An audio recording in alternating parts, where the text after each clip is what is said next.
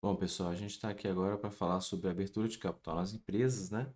É aquele processo em que as empresas, normalmente sociedades anônimas de capital fechado, elas recorrem à Bolsa de Valores para poder negociar as suas ações de forma aberta, né? Passam a ser regulamentadas pela CVM e, enfim, usufruem de benefícios, mas pagam um certo preço por isso. Então, a gente está aqui hoje para exatamente explicar como é que funciona essa questão.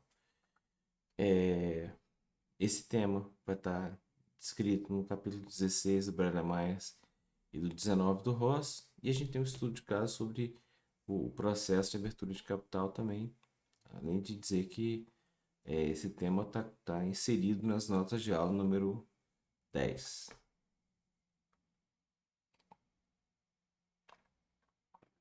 Bom, o que trata o processo de abertura de capital das empresas? Basicamente, existe um ciclo relacionado ao ciclo, às empresas, né?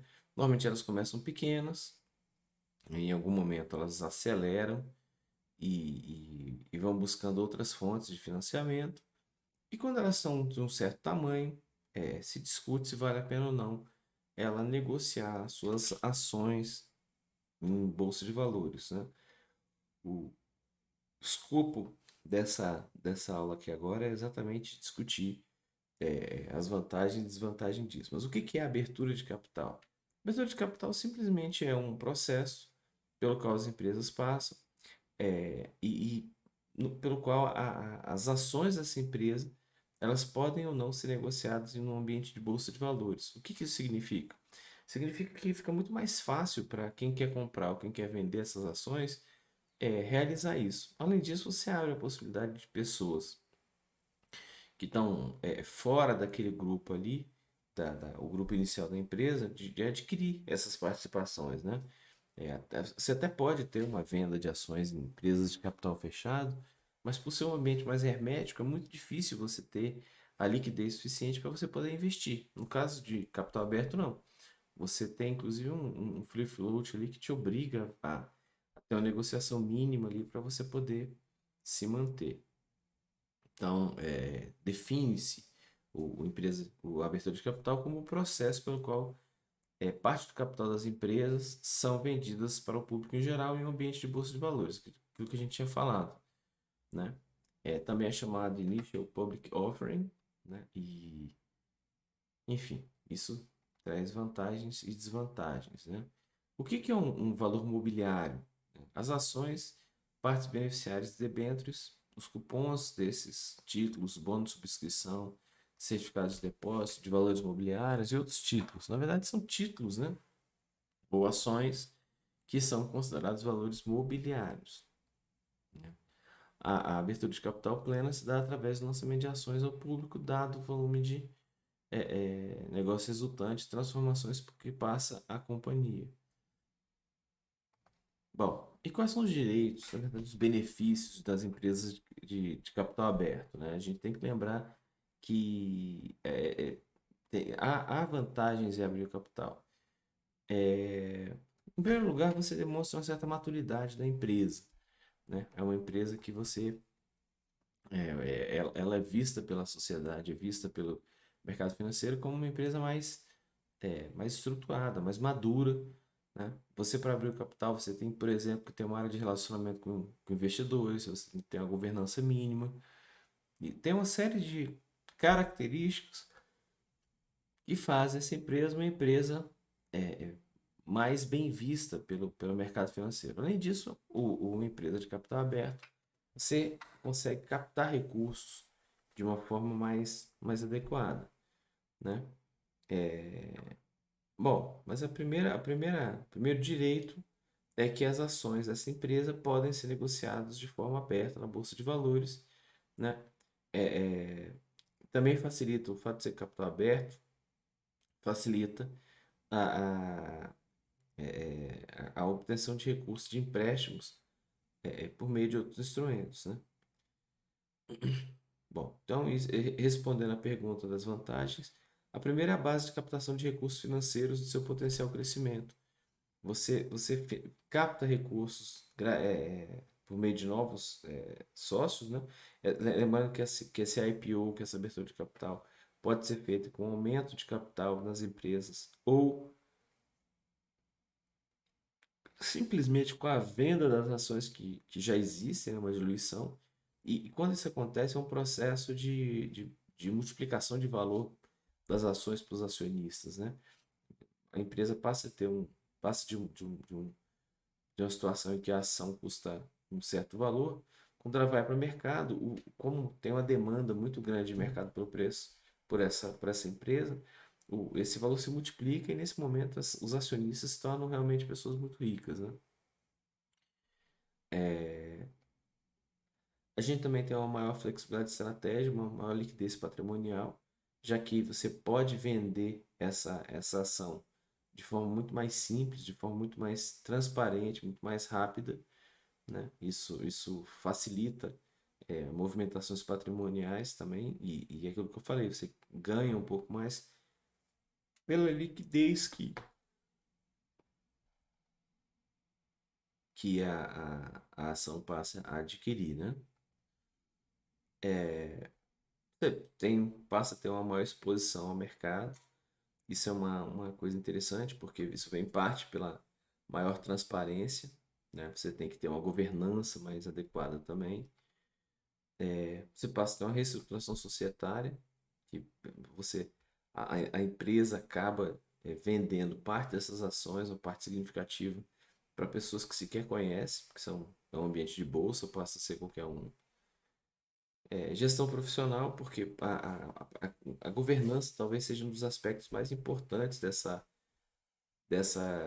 questão societária, né? Você tem uma governança muito mais robusta e com muito mais obrigações, assim. Pra você ter ideia, a CVM entra na jogada e ela passa a exigir uma série de medidas, assim. Por exemplo, você tem colegiados específicos, com quórums específicos. A Lei 6.404, ela obriga que algumas decisões passem pela Assembleia de Acionistas, né? Outras ela permite que seja do Conselho de Administração, ela lista obrigações do Conselho de Administração. Enfim, ela obriga que a gestão seja uma gestão profissional. E essa gestão está cada vez mais, eu diria, independente, assim, né? Para você ter ideia, já há uma série de discussões para que nos conselhos haja pessoas, por exemplo, representando os acionistas, minoritários, os empregados, a sociedade, né? Um, um, um conselheiro independente, por exemplo. Então, eu diria que a governança de uma empresa de capital aberto talvez seja um dos pontos principais para ela. Relacionamento com funcionários, né? Porque você passa a ter uma transparência muito maior, você não vai querer.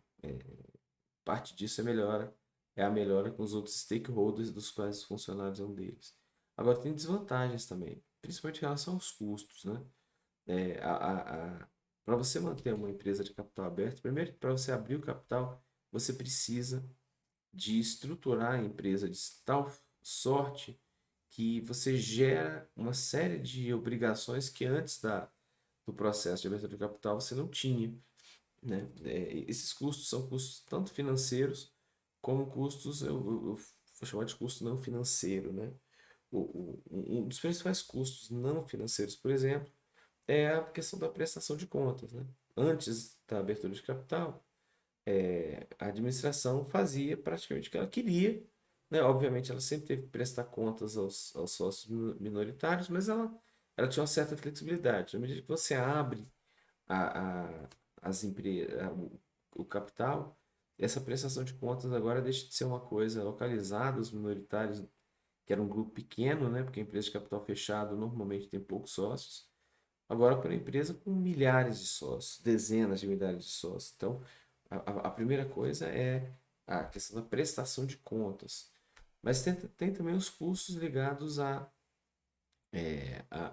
você criar estruturas, né? Exatamente por ser uma empresa de capital aberto. Então, por exemplo, você tem que ter um novo departamento de relacionamento com investidores.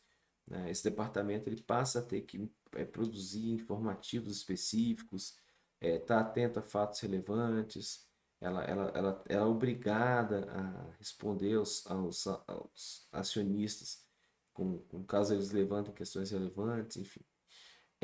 Você tem que contratar uma empresa especializada na emissão de ações escriturais, custódia de debêntures, né? Serviço de planejamento de corretagem, underwriting. Você tem taxas da CVM, da Bolsa, contratação de auditores, advogados, né? E os custos relacionados à divulgação sistemática de informações ao mercado, né? Como eu estava falando, também tem a questão do maior rigor na prestação de contas, né? Se antes algumas empresas elas não precisavam prestar contas, né, enquanto era de capital fechado, agora não. Agora ela tem que prestar conta de todas as ações que ela faz, né? É, e quais são os custos inerentes à abertura de capital? Basicamente, podem ser os legais institucionais, pagamento das taxas, anuidades, serviços e afins, publicação, publicidade, marketing, etc. Intermediação financeira com relação o pagamento, a remuneração do trabalho de coordenação, né? E alguns custos internos também ligados à contratação de pessoal, enfim. Você tem vários custos.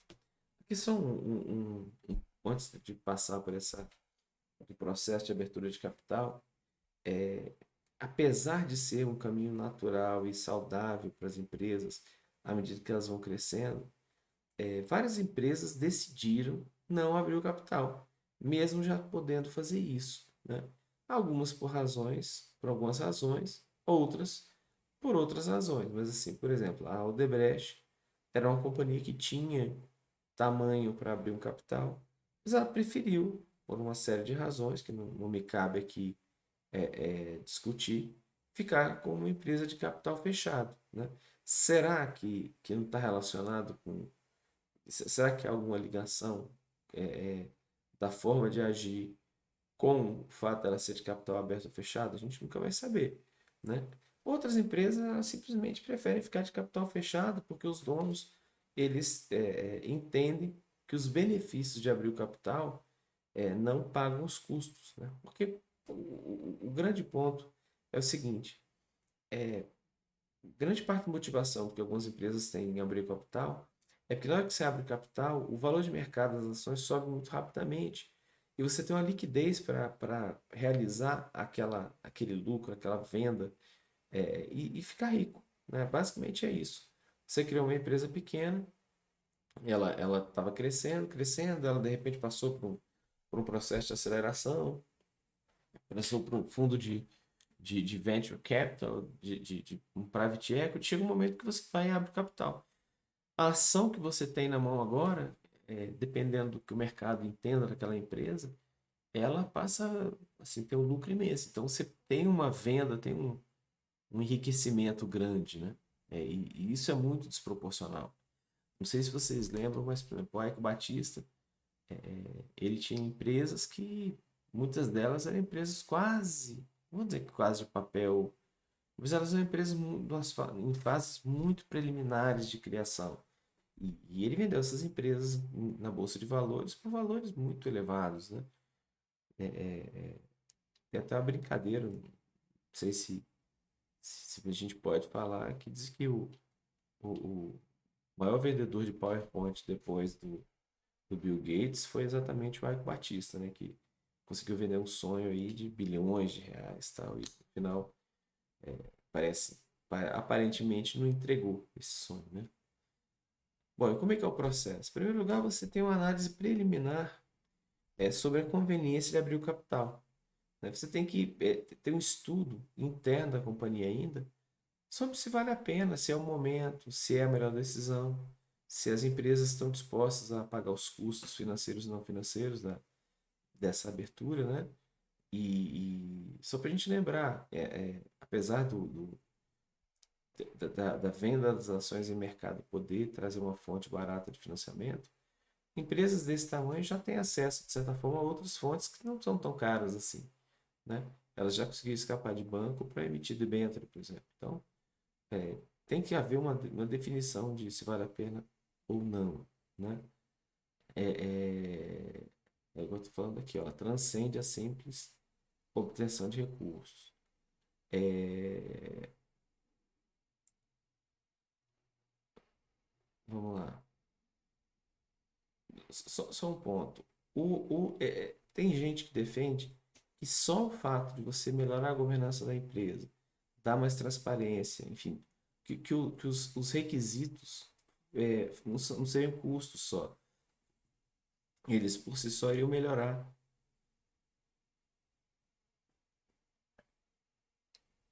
Eles iriam melhorar a própria gestão da empresa, né? Enfim.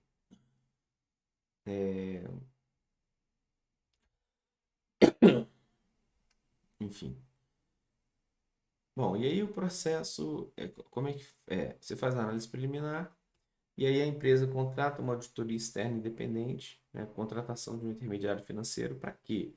A auditoria externa é para garantir que as contas da empresa estão adequadas. E o intermediário financeiro é para auxiliar a empresa no processo de abertura. Ela adapta os estatutos para a condição de companhia aberta, né? Porque a gente tem que lembrar que, enquanto companhia aberta, vale tudo aquilo que está na 6.404, mais os requisitos da CVM para as companhias abertas, que muitas vezes traz uma série de novas obrigações com relação aos colegiados, né, tipos de votação, etc. Então, antes dela abrir o capital, ela tem que adaptar esses estatutos, né? Ela assina um contrato de coordenação e distribuição com alguma instituição financeira, basicamente, pela hora de você abrir o capital, você fazer você escolher os acionistas, os novos acionistas, né, que para quem a gente vai vender as ações, faz uma Assembleia Geral Extraordinária deliberativa da operação. Esse tipo de decisão ele tem que passar pelos acionistas, né? Então, a Assembleia Geral Extraordinária dos acionistas, e precisa nomear um diretor de relações com o mercado, né? Além disso, você cria uma área de atendimento aos acionistas debenturistas, que é exatamente essa área de relacionamento com o mercado. Você obtém os registros na CVM e na Bolsa de Valores, só para lembrar que esses registros eles têm algumas exigências e que também têm custos financeiros. Você anuncia o início da distribuição pública, faz a escolha das empresas que vão comprar isso, quem faz é a instituição financeira responsável pela operação. E encerra isso, né? As empresas pagam, os investidores pagam, essa instituição financeira entrega as ações novas, né? Tem todo um arranjo no livro de acionistas das empresas que passa a ser mais automatizado e vida que segue. É uma companhia de capital aberto. Em termos de legislação, quem trata isso é a 6.404, a 6.385, que é a lei das SAs e a lei da CVM, e as instruções 13 e 202 da CVM, mais especificamente. Como eu falei para vocês, uma das características da abertura de capital é que as informações passam a ser transparentes e passa a haver uma exigência para que a empresa ceda essas informações, né? E, bom, e na estruturação das operações, você tem que pensar a melhor forma de ser realizada, o volume de recurso envolvido, o público-alvo do processo de distribuição. O que é isso aqui na prática?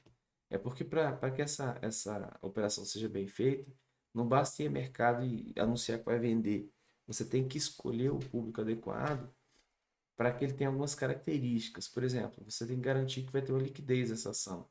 Porque se você vende ela e no dia seguinte, as pessoas não tradam mais ela, não negociam mais em bolsa, o que acontece é que essa ação passa a ter uma queda de valor e ninguém quer isso, né? É, enfim, tem uma série de exigências aqui, técnicas e científicas, assim. Mas só para encerrar, o que a gente fala com relação ao processo geral de abertura de capital das empresas, né? É um processo que tem que ser olhado com muito cuidado, porque o benefício está no próprio processo, né? O fato de você criar uma área de relacionamento com investidores, o fato de você ter uma governança melhor, isso aí por si só já deveria aumentar o valor da empresa, porque vai assegurar uma qualidade melhor de gestão, né? No mínimo, que a gestão vai ser feita sob critérios profissionais, e não pessoais, assim como em muitas empresas de capital fechado. Mas acontece muitas vezes do erro do momento de fazer isso, né? Você fazer uma abertura de capital enquanto a empresa ainda não tem condição de fazer isso, mas em condição de mercado, às vezes o mercado não está preparado para comprar, às vezes é, é, os donos não compreenderam bem o que, que significa abrir o capital, né? Porque a gente tem que lembrar que quando você tem uma empresa de capital fechado, o dono é praticamente um rei ali dentro. Ele faz o que ele quer, não tem que prestar contas a ninguém. E quando você abre o capital, às vezes decisões pequenas, elas passam a ser, é, é, elas têm que ser justificadas, né? E isso reduz um pouco a velocidade da empresa. Você tem que passar algumas decisões pelos colegiados específicos e aí você tem um questionamento, você tem que explicar. Então, e é muito ruim quando acontece da empresa abrir o capital no momento que ela não estava tão preparada para isso, principalmente porque o preço das ações sofre, né? Então você acaba vendendo bem e logo em seguida a abertura de capital, você tem uma queda no valor das ações. Talvez porque no começo as pessoas têm um boom de credibilidade naquela nova empresa e a partir desse momento você perde um pouco a crença na empresa, né? Assim, depois que volta à normalidade, ela acaba não tendo a atenção e nem a liquidez necessária para manter aquela empolgação. Então você acaba tendo uma perda. Era mais ou menos isso. Esse tema de abertura de capital é um tema relativamente simples. E ele, na verdade, faz um fechamento do ciclo das empresas, né? A gente, de novo, começa com a empresa lá nas primeiras fases de vida, né? Onde o capital dos sócios, dos acionistas, dos sócios da empresa, né? Eles chamam de family, friends and fools, né? Que são os amigos, a família e os bobos, ajuda para que a empresa cresça. Aí você tem um processo de estruturação dessa empresa ao longo do tempo. E a abertura de capital é a fase final, onde você separa de vez a questão da propriedade, a questão da gestão, e torna bastante impessoal a troca dos acionistas, né? Você simplesmente vai à bolsa, compra, e ninguém precisa nem ficar sabendo, e nem gostar disso ou não. Você simplesmente vai e compra. Tá bom, pessoal? Bom, a gente vai ter nossa aula na sexta-feira. Se você tiver alguma dúvida com relação a esse tema aqui, a gente está à disposição. Um abraço, tchau, tchau.